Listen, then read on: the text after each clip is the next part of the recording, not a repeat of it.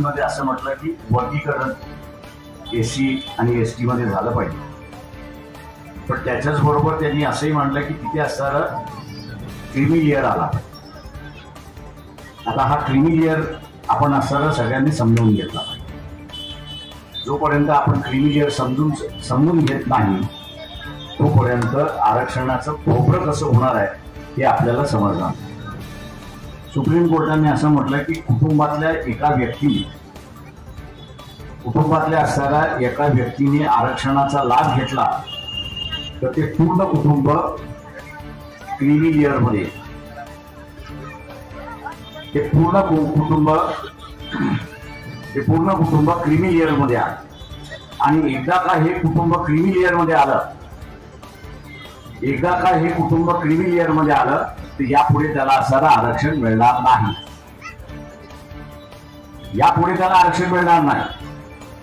म्हणजे आरक्षणाच्या यादीतून बाहेर अशी असणारी परिस्थिती आहे. हा एक घातक निर्णय ज्याला आपल्याला म्हणता येईल.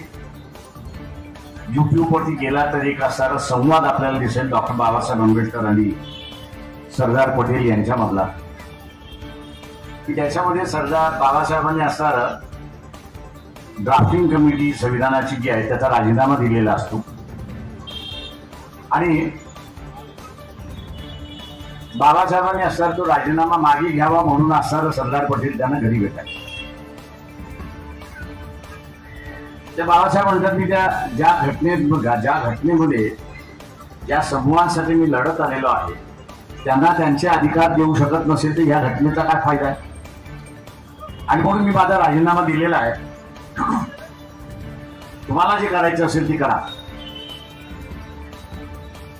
पण मी काय माझा राजीनामा मागे घेणार. सरदार पटेल याला असं पूर्ण जाणीव होती की आपल्याकडे घटना लिहिणारा दुसरा तिसरा कोणीच नाही.